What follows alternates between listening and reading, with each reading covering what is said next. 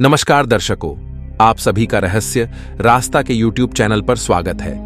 हम खोज करने के लिए यात्रा करते हैं और यात्रा करते समय हमें बहुत सी अजीबोगरीब वस्तुएं, गुफाएं और रहस्यमयी संरचनाएं मिलती हैं।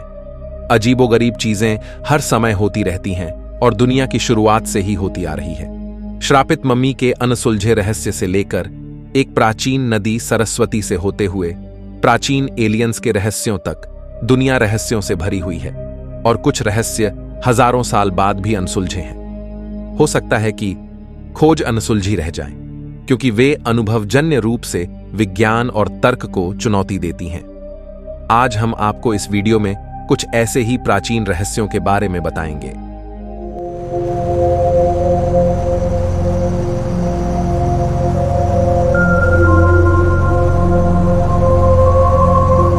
तूतेनखामून की शापित मम्मी। 3200 साल पुरानी वो रहस्यमयी मम्मी जिसने भी छुआ उसकी हो गई मौत। जब भी प्राचीन मिस्र का नाम आता है, मन में तरह तरह के सवाल पैदा हो जाते हैं, जैसे मम्मी, मकबरा, पिरामिड। यहां अक्सर प्राचीन समय की मम्मी मिलती रहती हैं। आज हम आपको एक ऐसी रहस्यमयी मम्मी की कहानी बताने जा रहे हैं जिसके बारे में कहा जाता है कि उसे आज तक जिसने भी छुआ उसकी मौत हो गई।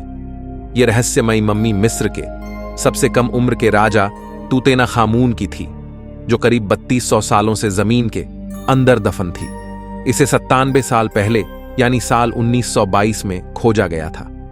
ब्रिटिश पुरातत्ववेत्ता हॉवर्ड कॉटर ने इस रहस्यमयी मम्मी की खोज की थी। कहते हैं कि तूतेनखामून की कब्र के नीचे बेशकीमती खजाना गड़ा हुआ था। जब उनकी कब्र खोजी गई तो पुरातत्ववेत्ताओं को उनकी मम्मी के नीचे सीढ़ियां मिलीं, जिससे एक कमरे तक पहुंचने का रास्ता था। वो कमरा सोने चांदी से भरा हुआ था। तूतेनखामून के मकबरे के दरवाजे पर मिस्र की प्राचीन भाषा में एक चेतावनी भी लिखी हुई थी। चेतावनी में साफ साफ लिखा हुआ था कि जो भी राजा तूतेनखामून की शांति को भंग करेगा उसकी मौत हो जाएगी। हालांकि इसके बावजूद पुरातत्ववेत्ताओं ने उस चेतावनी को नजरअंदाज कर दिया, जिसका असर यह हुआ कि एक एक कर हॉवर्ड कॉटर की टीम के सभी सदस्यों की मौत हो गई। इन सभी लोगों ने मिलकर कब्र से तूतेनखामून की मम्मी हटाकर खजाना निकाला था। मौत का यह सिलसिला यही नहीं थमा, बल्कि हॉवर्ड कॉटर को जिस शख्स ने तूतेनखामून की कब्र और खजाना खोजने की जिम्मेदारी दी थी, उसकी भी कुछ ही महीनों में रहस्यमय तरीके से मौत हो गई। ये शख्स थे लॉर्ड जॉर्ज कार्नारवन, जिन्होंने सबसे पहले तूतेनखामून के कंकाल को छुआ था। कहते हैं कि बाद में तूतेनखामून की रहस्यमयी मम्मी को जिन जिन लोगों ने देखा, वो या तो पागल हो गए या किसी न किसी वजह से उनकी मौत हो गई। मिस्र के राजकुमार अली कामिल के साथ भी कुछ ऐसा ही हुआ था। दरअसल वो और उनकी पत्नी दोनों उस रहस्यमय मम्मी को देखने पहुंचे थे, लेकिन घर लौटते ही उनकी पत्नी को न जाने क्या हुआ कि उन्होंने राजकुमार की हत्या कर दी। इन घटनाओं के बाद से उस मम्मी को शापित माना जाने लगा। हालांकि बाद में हॉवर्ड कॉटर की मांग पर सरकार ने उस रहस्यमयी मम्मी को फिर से उसी जगह पर दफना दिया, लेकिन कुछ सालों के बाद लॉर्ड जॉर्ज कार्नारवन की बेटी लेडी एवलिन के आदेश पर फिर से उस मम्मी को कब्र से बाहर निकाला गया और उसे मिस्र से लंदन लाया गया, जहां उसे म्यूजियम में रखा गया। कहते हैं कि लेडी एवलिन उस मम्मी से इतनी प्रभावित थीं कि वो रोज म्यूजियम में उसे देखने जाती थी। एक दिन जब वो मम्मी देखने के बाद बाहर आईं, तो अचानक उन्हें दिल का दौरा पड़ा और उनकी मौत हो गई। हमेशा जलने वाले लैंप। मध्य युग के दौरान बिना ईंधन के जलने वाले लैंप पूरी दुनिया में खोजे गए थे और उन्हें कब्रों के अंदर रखा और सील कर दिया गया था। यह व्यापक रूप से माना जाता था कि रोशनी मृतकों को परलोक की ओर ले जाती है। कई सालों बाद जब लैंप जलते रहे तो अंधविश्वासी लोगों ने उन्हें नष्ट करने की कोशिश की। कई अन्य लोगों ने इस घटना के लिए बुतपरस्त पुजारियों को दोषी ठहराया, जबकि अन्य ने शैतान को दोषी ठहराया या बस यह मानने से इनकार कर दिया कि लैंप असीमित समय तक जल सकते हैं। यह भी माना जाता था कि बिजली की खोज की गई थी और लैंप के अंदर संरक्षित थी। लेकिन सच क्या है, इसका रहस्य आज तक भी बना हुआ है कि आखिर हमेशा जलने वाले लैंप उस समय में कैसे उपलब्ध थे। मिस्र के मंदिर में छिपे बेशकीमती जूते। पुरातत्वविदों ने 2004 में मिस्र में एक अभियान के दौरान एक असामान्य खजाना खोजा। एक जार में उन्हें 7 जूते मिले, सभी बहुत अच्छी स्थिति में थे। उनमें से 2 जोड़े बच्चों के जूते थे और शेष जूते एक बड़े आदमी के थे जो संभवतः लंगड़ाता था। यह अनुमान लगाया गया था कि इस जूते के जार को 2000 साल से भी पहले जानबूझकर छिपाया गया था। जूते काफी महंगे बताए गए थे, लेकिन ये जूते असल में किसके हैं, इसका आज तक पता नहीं चल पाया है। प्राचीन सरस्वती नदी के लुप्त होने का अनसुलझा रहस्य।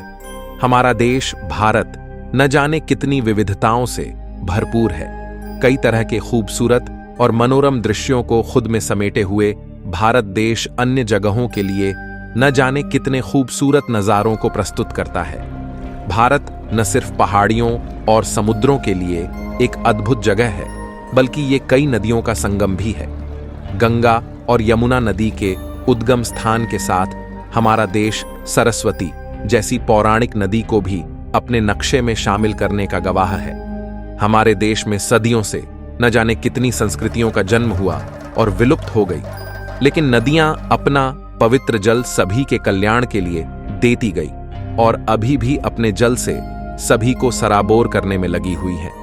ऐसी ही नदियों में से एक सरस्वती, जो शायद अब कहीं विलुप्त हो गई है या फिर शायद किसी और नदी की गोद में सिमट गई है। आइए जानें सरस्वती नदी से जुड़े कुछ रोचक तथ्यों के बारे में। सरस्वती नदी के लिए क्या कहता है पुराण। सरस्वती नदी को पुराणों में एक विशेष स्थान प्राप्त है। इस नदी को देवी की तरह पूजा जाता है। पुराणों में बताया गया है कि यह नदी आज भी बह रही है, लेकिन आज ये नदी किसी को दिखाई नहीं देती है और विज्ञान के अनुसार वो सैकड़ों साल पहले धरती पर थी, लेकिन आज यह नदी विलुप्त हो चुकी है, इसलिए ये नदी अब दिखाई नहीं देती है। शास्त्रों की माने तो सरस्वती नदी एक श्राप के कारण विलुप्त हो गई और अब दिखाई नहीं देती है। वहीं एक और कथा के अनुसार इस नदी को प्राप्त एक वरदान के कारण यह विलुप्त होकर भी अस्तित्व में है। उसी वरदान की वजह से प्रयाग में गंगा, यमुना और सरस्वती का मिलन माना जाता है, जबकि सरस्वती नदी कभी किसी को दिखाई नहीं देती है, फिर भी यह अस्तित्व में बनी है। कहां से हुआ सरस्वती नदी का उद्गम? महाभारत में मिले एक वर्णन के अनुसार सरस्वती नदी हरियाणा में यमुनानगर से थोड़ा ऊपर और शिवालिक पहाड़ियों से थोड़ा नीचे आदि बद्री नामक स्थान से निकलती थी। आज भी लोग इस स्थान को तीर्थ स्थल के रूप में मानते हैं और वहां जाते हैं, किंतु आज आदि बद्री नामक स्थान से बहने वाली नदी बहुत दूर तक नहीं जाती। एक पतली धारा की तरह जगह जगह दिखाई देने वाली इस नदी को ही लोग सरस्वती नदी मानते हैं और उसे पूजते हैं। वैदिक और महाभारत कालीन वर्णन के अनुसार इसी नदी के किनारे ब्रह्मावर्त था, लेकिन आज वहां कुछ जलाशय हैं। आज भी कुरुक्षेत्र में ब्रह्म सरोवर या पहवा में इस प्रकार के अर्धचंद्राकार सरोवर देखने को मिलते हैं, लेकिन ये भी सूख गए हैं। भारतीय पुरातत्व परिषद के अनुसार सरस्वती का उद्गम उत्तरांचल में रूपण नाम के हिमनद से होता था। रूपण ग्लेशियर को अब सरस्वती ग्लेशियर भी कहा जाने लगा है। क्या अभी भी मौजूद है सरस्वती नदी? कई वैज्ञानिक खोजों से पता चला है कि एक समय ऐसा था जब सरस्वती नदी के आसपास के स्थानों में भूकंप आए और जमीन के नीचे के पहाड़ ऊपर उठ गए और सरस्वती नदी का जल पीछे की ओर चला गया। वैदिक काल में एक और नदी दृष्टवती का वर्णन भी आता है। यह सरस्वती नदी की सहायक नदी थी। यह भी हरियाणा से होकर बहती थी। जब भीषण भूकंप आए और हरियाणा तथा राजस्थान की धरती के नीचे पहाड़ ऊपर उठे तो नदियों के बहाव की दिशा ही बदल गई। उस समय दृष्टवती नदी, जो सरस्वती नदी की सहायक नदी थी, उत्तर और पूर्व की ओर बहने लगी। इसी दृष्टवती को अब यमुना नदी कहा जाता है। इसका इतिहास 4000 वर्ष पूर्व माना जाता है। यमुना नदी पहले चंबल की सहायक नदी थी। भूकंप के कारण जब जमीन ऊपर उठी तो सरस्वती का पानी यमुना में गिर गया और सरस्वती नदी यमुना में जा मिली। प्रयाग को इसी वजह से 3 नदियों का संगम माना गया है, क्योंकि वहां अभी भी सरस्वती नदी गुप्त रूप से बहती है, जबकि वैज्ञानिकों की माने तो ये नदी विलुप्त हो गई है और यह नदी कभी भी प्रयागराज तक नहीं पहुंची। पुराणों में मिलती हैं सरस्वती नदी की कई कहानियां। प्राचीन काल में सरस्वती नदी हरियाणा के यमुनानगर जिले की काठगढ़ ग्राम पंचायत में आदिबद्री स्थान पर पहाड़ों से मैदानों में प्रवेश करती थी, जबकि ऋग्वेद, स्कंद पुराण, गरुड़ पुराण, वामन पुराण, पद्म पुराण जैसे शास्त्रों को माने तो सरस्वती नदी का उद्गम हिमाचल प्रदेश के सिरमौर जिले की नाहन तहसील से हुआ। एक कथा के अनुसार जोगी वन में मार्कंडेय मुनि ने तपस्या की थी, जिससे प्रसन्न होकर सरस्वती नदी गूलर में प्रकट हुई। पौराणिक कथाओं के अनुसार मार्कंडेय मुनि ने सरस्वती का पूजन किया, जिसके बाद मां सरस्वती ने वन के तालाब को अपने जल से भरा और फिर पश्चिम दिशा की ओर चली गईं। क्या कहता है रिसर्च? सरस्वती नदी के अस्तित्व की बात की जाए तो अलग अलग शोध बताते हैं कि इसके अस्तित्व को शास्त्र, पुराण और विज्ञान सभी ने माना है। एक रिसर्च में यह बात कही गई है कि लगभग 5500 साल पहले सरस्वती नदी भारत के हिमालय से निकलकर हरियाणा, राजस्थान व गुजरात में लगभग 1600 किलोमीटर तक बहती थी और अंत में अरब सागर में विलीन हो जाती थी। अन्य पवित्र नदियों की ही तरह आज भी सरस्वती नदी की मौजूदगी को नकारा नहीं जा सकता है और पवित्र नदियों की बात की जाए तो गंगा और यमुना के साथ सरस्वती की पूजा भी की जाती है। प्राचीन एलियंस का रहस्य। वर्षों के वैज्ञानिक शोध से यह पता चला कि 10,000 ईसा पूर्व धरती पर एलियंस उतरे और उन्होंने पहले इंसानी कबीले के सरदारों को ज्ञान दिया और फिर बाद में उन्होंने राजाओं को अपना संदेश वाहक बनाया। ऐसा हिस्ट्री टीवी चैनल की एलियंस पर बनाई गई एक सीरीज से पता चला। वे अलग अलग काल में अलग अलग परंपरा समाज की रचना कर धरती के देवता या कहें कि फरिश्ते बन बैठे। सचमुच इंसान उन्हें अपना देवता या फरिश्ता मानता है क्योंकि वे आकाश से उतरे थे और उन्हें सर्वप्रथम आकाश देव कहा गया। लेकिन सच्चाई सिर्फ यही नहीं है। कुछ इंसान थे जो उन्हें धरती को बिगाड़ने का दोषी मानते थे। आकाश से उतरे इन देवदूतों ने जब यहाँ की स्त्रियों के प्रति आकर्षित होकर उनके साथ संभोग करना शुरू किया तो उन्हें स्वर्ग से बहिष्कृत स्वर्गदूत कहा जाने लगा।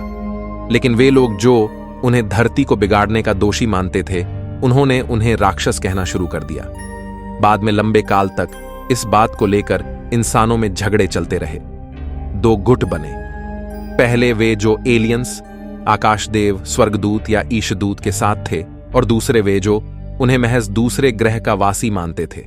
लेकिन आज सब कुछ बदल गया। वे लोग हार गए जो उन्हें एलियंस मानकर उनके खिलाफ लड़ाई करते थे।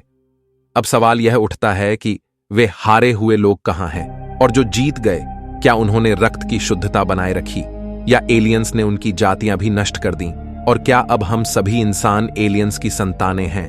अगर आपको इसके रहस्य के बारे में बहुत अच्छे तरीके से जानना है तो हमें कमेंट करके जरूर बताइएगा। हम इस पर एक सेपरेट वीडियो लेकर आएंगे जो कि बहुत डिटेल में होगी इसके बारे में। आज की वीडियो में बस इतना ही।